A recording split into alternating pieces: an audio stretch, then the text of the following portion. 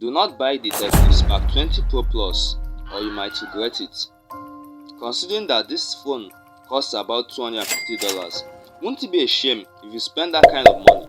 Buy this phone, encounter the problems and maybe cry yourself to death. So to save you from this mistake, I will need you to pay close attention. These problems might be nothing to some people, but to others it's just enough to make them wish they could throw the phone away.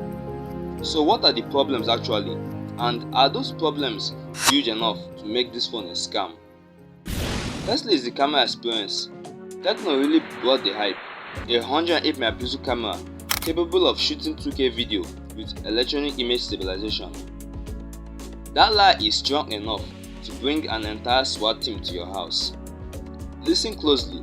Capable of shooting 2K video with electronic image stabilization. Pretty suspicious that a budget phone of $250 can do something like that. Fans be like, what? I must just get this phone right now. But this phone's 2K video output doesn't support electronic image stabilization. As you can see, there's a lot going on that the phone finds it extremely hard to process. And though electronic image stabilization is on this phone, you can only notice its effect whilst recording in 1080p, which is not the 2K that Tecno promised. No! No! For me, I won't be bothered because 1080p is still high quality. And the second problem is just enough for you to explode Tecno's headquarters in Hong Kong. But seriously, it's pretty bad. Purchasing the Spark 20 Pro Plus over the regular Spark 20 Pro, that means you want better performance because the two phones don't support the same chipset. But there's a twist. The Spark 20 Pro is powered by the Mediatech Helio G99. But this phone, the Spark 20 Pro Plus, is powered by the Mediatek Helio G99 Ultimate. Is it like Ben 10 Ultimate Alien? Anyways, they made a huge claim that the G99 Ultimate is a better variant of the G99 and made especially for this Spark 20 Pro Plus. Let's think of it like this. If you advertise about a certain product and that product ends up being worse than what you were previously used to, that's a bummer, right?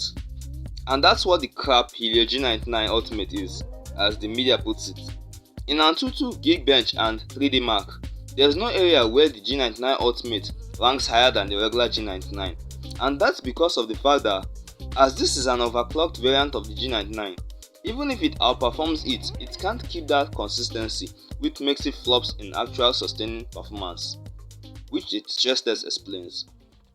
Mind you, these don't actually run the phone.